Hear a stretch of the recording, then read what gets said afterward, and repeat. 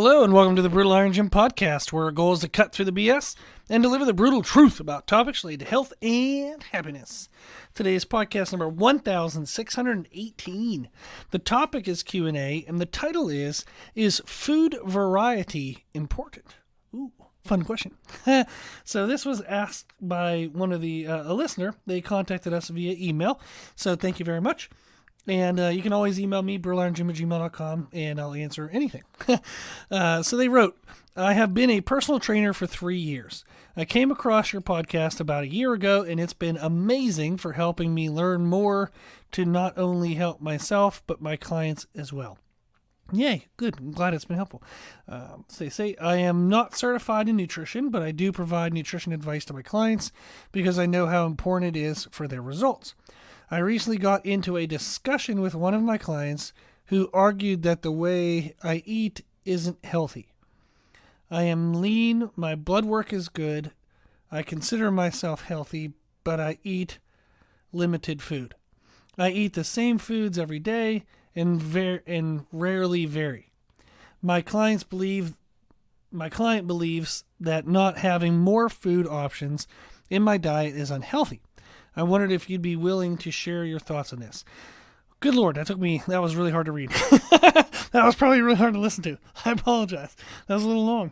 So, if we go back through there and kind of hit the highlights, is they do not have a lot of variety to their food, so they wondered, does this negatively impact their health? Fun question. If we look at the general question of, is food variety important? Important for what? Important in what way? What do we mean important? Meaning, am I looking at it as a result? Is food variety important for me to lose body fat? Is food variety important for me to build muscle mass? Is food variety important for me to peak performance? Is food variety important for blood work health? So if we look at the outcome, when it comes to the results of how you eat, food variety actually isn't really that important. There are some benefits to having variable food options, for sure. And I'll talk a little bit here in a second about all that. But ultimately, it doesn't really matter what you eat if you're looking at just the outcome. So the specifics of what you eat when it comes to fat loss, muscle gain, performance, you can eat the same damn thing every single meal and you'll still achieve your goal if you want to. I've actually done it. So for a challenge for myself, I had a goal. I wanted to lose 50 pounds in 8 weeks. There was actually I was in a competition with a friend. Our goal was to lose 50 pounds in 10 weeks or less. I did that twice, and then I wanted to try it one time. I was like, I wonder if I could do it in 8 weeks. Now, the goal wasn't to necessarily do water weight manipulation. So, being over 200 plus pounds, I could take 20 pounds off in 24 hours if I wanted to with water manipulation. So the idea was to try to make it more of a diet. Now, I know if I drop my calories, especially carbohydrates, I'm going to lose a ton of water weight. So I know how to manipulate that goal. What was fun though is the person I was competing with, my friend, they also know that stuff. So ooh. So it was a little more fun because the easy tricks we both knew. So it was going to be okay, well, who can do all the weird crazy stuff and see if they can win. So I did win, yay. But I lost 50 pounds in 8 weeks. And I ate ground turkey and brown rice with hot sauce every single meal. So for 8 weeks, that's the only calorie-containing food I was allowed to eat. And this is by my own rules. So I could drink diet soda. I could, chew some gum or something if I wanted, or Tic Tacs. But the only significant enough calorie-containing foods was ground turkey, brown rice, and hot sauce. It's the only thing I ate, breakfast, lunch, dinner, and all the meals in between for 8 weeks. I lost 50 pounds. And part of it was because, for the love of God, I didn't want any more turkey and brown rice. So it's pretty awesome how diminished your hunger will get when you have absolutely no other option than the same damn thing you've been eating. So, which is one of the reasons why I did it. You don't really get a lot of cravings once your body realizes you're not going to give in to them. And it says, crap. All I get to eat is turkey and brown rice. I'm not that hungry. I thought I was hungry, but I'm not that hungry. Now, I do have an anorexic background. I was anorexic a year and a half when I was younger. So I have dealt with extreme cravings before and learned how to manage that. So it's not an easy task, and I had previous experience with it. But to eat the same food every single day for 8 weeks, I was able to achieve the goal.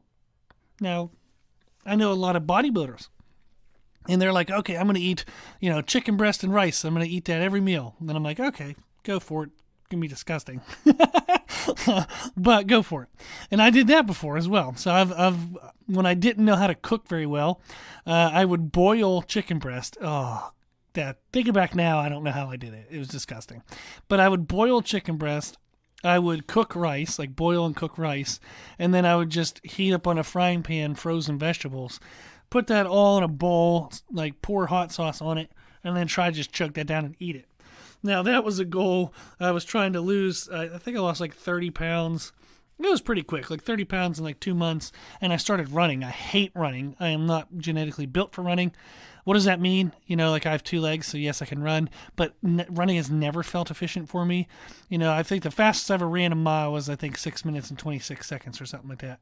And it was just horrible. I hate running. Hate it. Which is kind of funny because I have a running coaching certification, and I help people run marathons and Ironmans and stuff.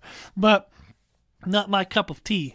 So I have done diets where I have repetitive foods, and they work. For the outcomes, they work. Now, if you look at it, there are elements, though, that are impacted by low food variety. And what that typically comes down to is not the outcome, but the process. The process of trying to reach the goal. Like while you're doing the diet. And that's a diet for fat loss or a diet for muscle gain or performance. Diet just means like a controlled way of eating. You're eating in an intentional manner. Wouldn't that be nice if we always did? But if we're eating in a very intentional manner for an intentional and desired outcome, that would be considered like a diet, a structured way of eating. So if you have low food variety, it really significantly cranks up the strictness and the priority that the diet has to be within your life. So the diet, the lower the food variety you have, the greater the diet must be placed in your priority list. It needs to be more important than pretty much everything else in your life. If you are down to such as like the only like certain foods, and you're like, okay, I can only have jasmine rice. Can't have basmati rice. Can't have brown rice. Can't have quinoa. Would never do a potato for rice. God forbid. If you say these are the only specific foods I get to have, well then damn, good luck. Good luck navigating life. The diet really needs to be super high priority. So if you're in a position in life or a season of life where you can't or shouldn't make your diet your highest priority, then you do not want low food variety. This is one of the reasons why certain diets don't work. So when you look at people who, often it's around like New Year's resolutions or somebody who's new to dieting, they're like, just tell me what to eat. And I hate that. I hate it. Because whatever I tell them to eat, within 2 or 3 days, they're going to come up with a reason why they couldn't eat it. And now they're going to feel like they're a loser and a failure and everything's, for naught because they weren't able to eat this one specific food. And it's like, oh, for the love of God, it doesn't matter. And I'll tell them that. So I actually just had a meeting with a lady recently, and she said, I want you to tell me what to eat. And I was like, I won't, but at the same time I will. I said, I'll do it because I know what they wanted was they just wanted to see an example. They wanted to see an example of what I think like a good day would look like. So I was like, okay, I'm going to write the meals down and I'll write the portions and everything, but I do not want you to feel like that this is the only right thing. So along with the specific foods and portions, I gave them the calories and the grams of carbs, fats, and protein within each meal, but I also gave them ranges. So I'm like, okay, this meal turns out to be 376 calories with 27 grams of protein. I'm just making stuff up. And I would say, you do not need to eat these exact foods. If you're looking for something in this meal, aim for maybe 350 to 400-ish calories. And, if this meal has 26 grams of protein, see if you can get it somewhere between 20 to 30. So if you substitute to foods, just get within a ballpark of what's there, and you'll be fine. And we talked about still needing to match like fats and carbs, and like this person's a little further ahead than most people would be. So we're going into more details. But the idea was, I'll provide you an example, but this does not mean that this is this is the best meal. When you say like, oh, what are the best foods to eat? There is no best foods. It's just the right amount that provide like a good amount of carbs and fats depending on what type of activity you're doing in the moment, a good amount of protein. Does the digestion rate match till the time of your next meal? So there are like good foods, but there isn't like a best food, not like a singular best food. So food variety, if it's very low, it will require that your diet becomes a ridiculously high priority in your life. And as I said, the reason why most diets fail that are like this is because people can't place their diet as the highest priority. They have, a spouse or a partner in some way. They might have kids. They have a demanding job. Who doesn't? They have other things going on in their life. So there's a lot of things that they have to balance. And the lower the food variety is in whatever diet you're trying to follow, the harder and harder and harder it'll be to balance that diet with your life. So you want to have a very broad allowance of food variety to reduce the degree in which the diet needs to be a priority. So big effect there. Also, low food variety typically kills appetite. Now, it increases cravings. There's a difference between appetite and cravings. Appetite, what I mean by that is if you're a bodybuilder or you're somebody trying to gain size, gain weight, you have to eat a lot of food. If you have a low food variety, you'll be surprised about how quickly all of a sudden you just won't be hungry for your next meal. So you might pile the food in for a couple days because you're super motivated. Then all of a sudden you won't really want the food. And part of it is your body just gets bored. That's not, obviously scientifically technical terms, but you get bored with eating that food. So there's a kind of a popular statement or concept is, when we think about what we eat, the foods that we eat with our eyes first. Meaning if a food looks appealing, we want to eat it. If it looks unappealing, we don't want to eat it. So how a food looks influences how hungry you are for it. So if you're looking at the same damn meal over and over and over and over, your hunger goes down. So your appetite goes down. So for people who are trying to gain size or gain weight, they want to increase their food variety to allow their hunger to continue to stay high. Now, the difference of cravings versus hunger is kind of like long-term, like you're supposed to eat, do I want to eat? Whereas cravings are, I shouldn't eat, but my body's, hey, eat this, hey, eat this, hey, eat this. And it's more of like an intense craving. If you have low food variety, your cravings will be high. So your body will start to demand a variety of food. And that can lead to people overeating. So that's also a concern. So you want to have more food variety to lessen cravings. Okay. Also, food variety, if it's really low, it can lead to digestive issues when you introduce new foods. I remember I had a client one time, they started eating really clean and healthy for a couple months. I think it was like 2 or 3 months or something like that. Really good job, super clean. Then they went on a vacation, traveled with their kids, and the kids wanted to stop at McDonald's, so this guy stopped at McDonald's. He had a burger or something, and then he said he actually had a rash. And part of the problem was he had been eating super clean, and I found out afterwards he'd been basically just eating the same foods every day. And when he went to have the McDonald's, his body's chemistry, his gut bacteria had kind of reset to the other foods that he'd been eating. So when he consumed this food with new bacteria, new elements in it, his digestive system wasn't ready to process that. It had gotten so narrow scoped in the gut bacteria that it couldn't process that food very well, and it ended up causing a rash on his skin. So when you are doing a diet of very strict foods, very low food variety, if you're doing that for a short period of time to achieve a big goal, when you start to expand on that after the goal and increase more food variety, it's a good idea to add digestive enzymes and probiotics and things like that. So digestive aids, because that'll help kind of rebuild the gut bacteria. So it's really interesting and kind of fun to know all these small little nuances, because it's fun to know when manipulating food variety as one element of a diet. When is that good? When is that bad? Should I go up in food variety? Should I go down in food variety? So it's really kind of cool if we think through it. So food variety is helpful to a degree in that it allows you to balance these kind of like experiential aspects of your journey of dieting. But as long as you take a multivitamin, you really should be okay. Like, as long as you're taking a multivitamin, some basic, supplements for health, your blood work is going to be fine. And I've also done blood work after extended periods of dieting, and you'll be amazed how long it takes for like things to get out of whack. You can do short bursts of things and whatnot, but if you take a multivitamin, for the most part, you're gonna be totally fine. So it's also interesting that when people think they don't have much food variety, if you sit there and name like what they eat, they very soon start to name over 10 different food items a week. And within all of that variety, you're starting to hit all the vitamins and minerals quicker than what people would think. So what I would recommend is if you feel like your food variety is low, don't worry about your health. Take a multivitamin. Definitely take a multivitamin, okay? But I don't think it's any health risk, if that's what works for you.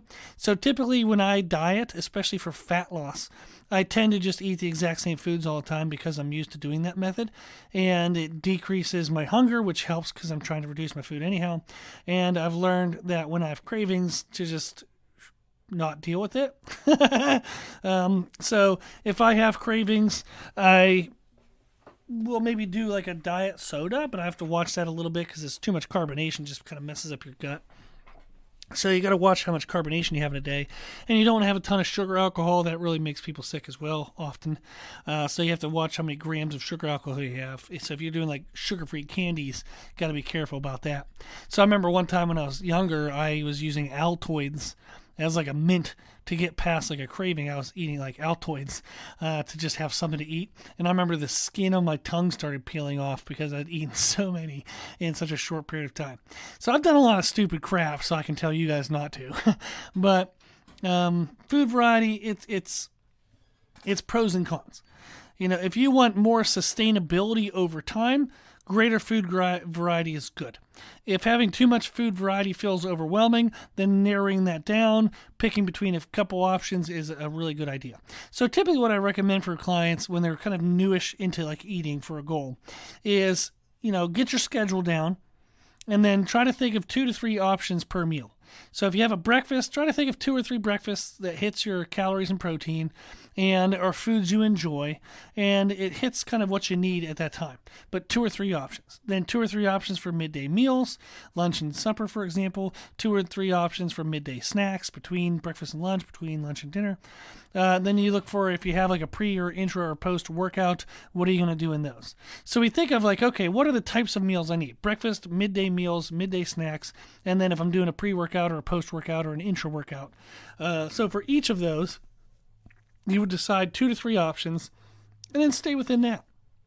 That's usually a pretty good balance of enough variety but not too much food variety that it keeps everybody mentally okay. It makes you healthy. Don't worry about your blood work. You'll probably be fine. Just take a multivitamin to be safe anyhow. But that's usually a pretty good balance. So think of the meals that you have in a day and then say, okay, for each of the meals, do I have 2 to 3 options per meal that hit the calories and protein that I need? And do I like those foods enough that I could probably keep eating them for a while? And then there you go. So it's that simple. So to the trainer's question, I think you're fine. If you found a balance that works for you, take a multivitamin, you're probably going to be okay. There you go. So if you start having digestive issues, like all of a sudden you started getting bloaty and gassy, then you probably need to switch things up a little bit. Take a probiotic, take a digestive enzyme. That'll help as well.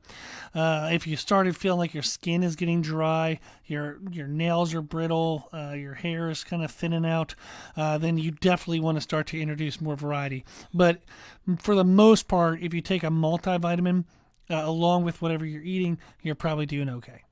Okay. So hopefully that's helpful. If you do want more nutrition advice, you just kind of want help with when I mentioned, okay, you need to have the right amount of calories, the right amount of protein. You're like, well, what the heck is that? If you go to our website, www.brutalirongym.com, click on free nutrition education. There's a link there. And the very first thing on that page is create your own nutrition program. There's a document that contains a supporting podcast along with a summary of information that's discussed within the podcast that will help teach you how to create your own nutrition program. So you can click on that document, you can read through it, you can print it, do whatever you got to do. It's totally free, 100% free. And that'll teach you how to set up your own nutrition program. Awesome. Okay, well, if you have any questions, if you need anything, just like this listener did, shoot us an email at brutalirongym@gmail.com. If you like our podcast, please share it. The more people we share the podcast with, the more people can help. That's the whole point of doing this thing, is just to help people live their healthiest and happiest lives. Thank you to those who donate to support the podcast. I really appreciate it. It helps cover some of the hosting costs. I give an hour to this thing every day, and I answer every email I get within 14 days. So I do really appreciate everybody's donations as they help make this sustainable concept. So if you do want to donate, you can do that on our website, www.brutalirongym.com. Also, if you like the information we share in our podcast, you can find more from us on our social media channels. So find us and follow us on Instagram, and find us and follow us on YouTube. Both places we're under the name Brutal Iron Gym. As always, I hope this was helpful, and thank you for listening.